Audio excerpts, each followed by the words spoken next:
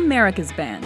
Welcome to WatchMojo.com, and today we're taking a look at the history of the Beach Boys. When we're ready to sing, we step up at the microphones, and it comes out something like this.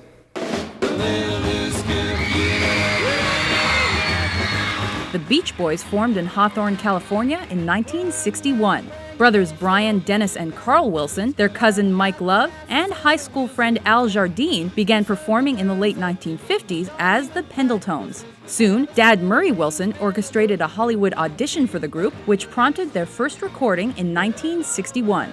The Beach Boys released Surfin to moderate U.S. success. Murray Wilson became band manager, and the Beach Boys started cranking out tunes. With Brian Wilson and Love singing, Carl Wilson and Jardine on guitar, and Dennis Wilson on drums, they dropped their debut Surfin' Safari in 1962. Let's go surfing now, everybody's learning how. Come on a safari with me. Come on a safari with me. Inspired by California's sun and surf, the Top 40 album was followed by the similarly themed Surfin' USA, which went to number 2. Its title cut hit the Billboard Hot 100's top 3 and made the Beach Boys stars. Everybody's gone surfing, surfing USA. The 1960s saw multiple lineup changes, including the brief addition of David Marks, while Bruce Johnston became a lasting member. Meanwhile, Brian became producer in addition to writing and singing, so he was replaced on tour. These changes paid off as the top 10 success continued with the albums Surfer Girl and Little Deuce Coupe. She's my little Deuce Coupe. You don't know where my little Deuce Coupe. You don't know what I got. Unfortunately, 1964's British invasion meant the Beach Boys' next record, Shut Down Volume 2, only just made the top 20. They recovered with All Summer Long, which charted within the top 5, and produced their first #1 smash.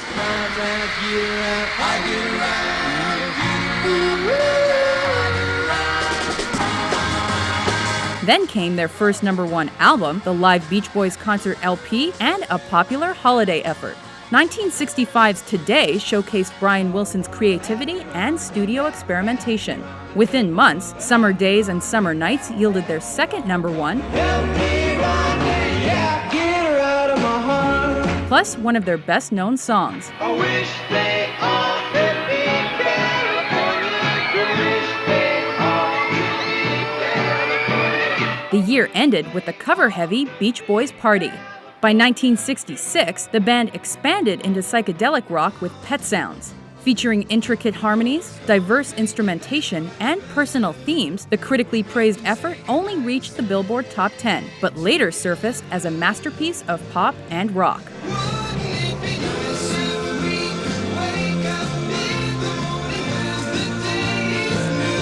That same year, Good Vibrations was the band's third chart topper.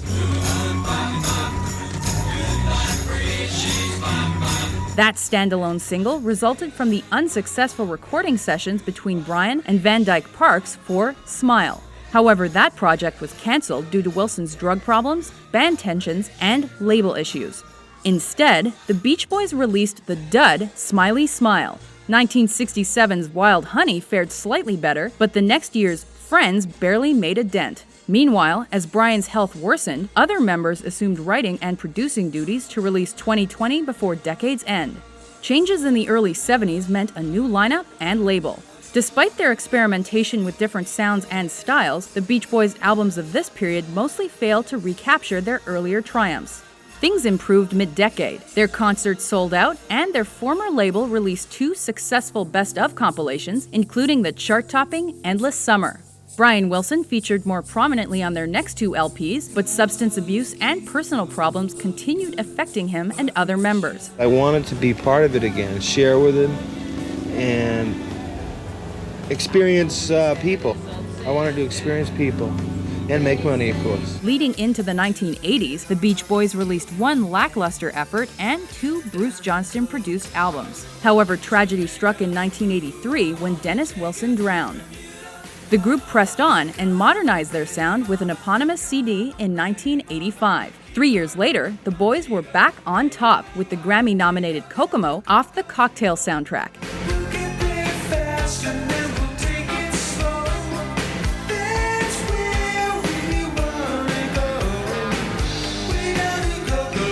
Brian Wilson released his first solo album while being treated for his drug and mental problems. After the group dropped their last 2 records of completely new material, the Beach Boys contributed to the Problem Child soundtrack, made their own movie and TV appearances,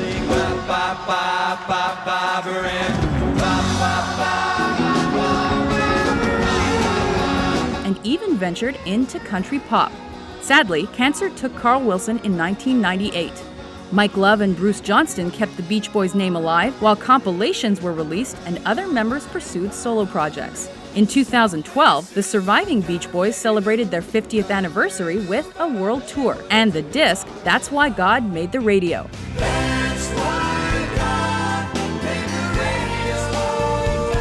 The Beach Boys' songs about girls, surfing, and fun made them an American institution. But their talents for elaborate pop harmonies, combined with Brian Wilson's production skills, produced some of our most enduring songs. The Beach Boys sure left us with some good vibrations, and that's why their music will survive forever.